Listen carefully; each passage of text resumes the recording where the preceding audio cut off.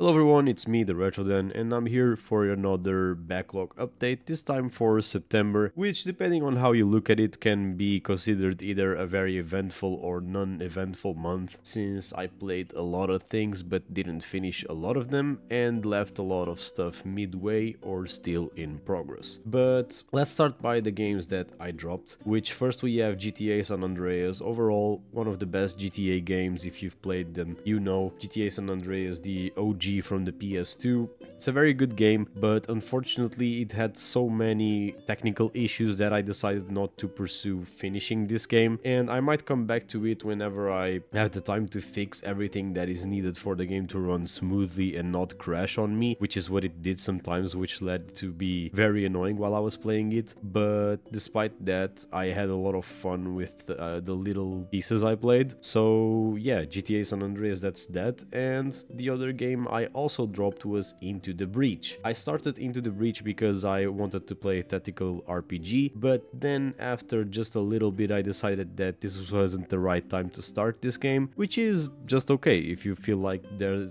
not, or if there's a specific time to start a game and you are not feeling it at this time, it's okay to drop it and leave it for later, because you have to play what you feel like playing at the moment. So those were the two games I dropped, so let's get into the few games that I actually beat, starting by the game I beat in the beginning of the month, which was Lego Ninjago, one that has been in my backlog for quite a while, a game that's basically another collectathon. Very simple game, took me only one day to 100%. It was a very big session indeed, but I beat it in the beginning of the month, and surprisingly this one had very new mechanics to the Lego genre when it came to the combat in the exploration, with everything it entailed, and I had a lot of fun playing it. It was short, it didn't overstay its welcome like a lot of the Lego games did, but it was for sure an enjoyable experience. And then moving on from Lego Ninjago, I decided I was going to play an FPS that has been sitting in my backlog for a while, and that was Wolfenstein: The Old Blood. So Wolfenstein: The Old Blood is the prequel to the Wolfenstein series that started with the New Colossus, with BJ Blazkowicz, and this one features a lot of paranormal activity and happens right before the invasion of Deadhead's compound in the new Wolfenstein, the New Order game. And the game is not bad, but I thought that it was going to be better. I don't see the appeal in making this prequel. I know that it was just to maybe fill in the gaps in the story before the New Order starts, but I didn't enjoy a lot of the parts in this game. I thought the level design was quite decent, but it was very bland at a lot of times. The last boss fights in the game were also not that good, but there are very few games who can properly execute boss fights in FPS games, and I think Wolfenstein is definitely not one of the games to do this properly. Other than that, the gunplay is what you would expect from a game like this, something like Doom, where you have to keep switching weapons depending on what kind of damage you want to deal to specific enemies, but it was fun in its own way, and it also didn't overstay its welcome. It was like 7 to 8 hours of playtime. I am just beating these games. I didn't want to 100% the game. I might go back, because this one is actually one of the easiest Wolfenstein games to complete, but for now I am very good with what I've played. A quick side note on this video that I thought I might enjoy putting here is Deadlock. I tried the new Valve MOBA, Deadlock. Not for me. It was really complex. It had a lot of items, and the game just came out for me to be understanding things like builds and everything like that. So I played like 1 or 2 games and then dropped it. But I can understand if some people enjoy it, but it was just not for me. And then we have the 2 games that I decided I was actually going to beat next and that I'm still tackling at. So let's start with the one I played the least, which is Halo the Master Chief Collection, most specifically Halo Combat Evolved Anniversary, because I've had this collection in my backlog for a long time and I've only beaten Halo Reach,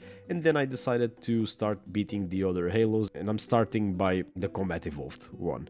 And I was playing with a friend I am only at mission 5, but yeah, I will finish it eventually because when I was a kid I wanted to play Halo 4 because I saw the ads for it and it looked very cool, and I want to eventually build up to finally play that game that I saw in magazines and ads when I was little. But Halo Master Chief Collection, like, these are the original Halo games. I'm playing, as I said, Combat Evolved, which is the OG one. It's very fun. It's like pretty standard when it comes to FPS games, but you can't expect more from a game that was from early 2000s. But I'm having a lot of fun nonetheless, and I hope to finish this game and talk about more Halo games in this channel in the future. And the other game, which is the one that has been taking up all of my time, which I finally started, is The Witcher 3. Now, I don't want to go too in depth in this video about what I'm doing in The Witcher 3 because I want to maybe make an independent video on The Witcher 3 further on down the line,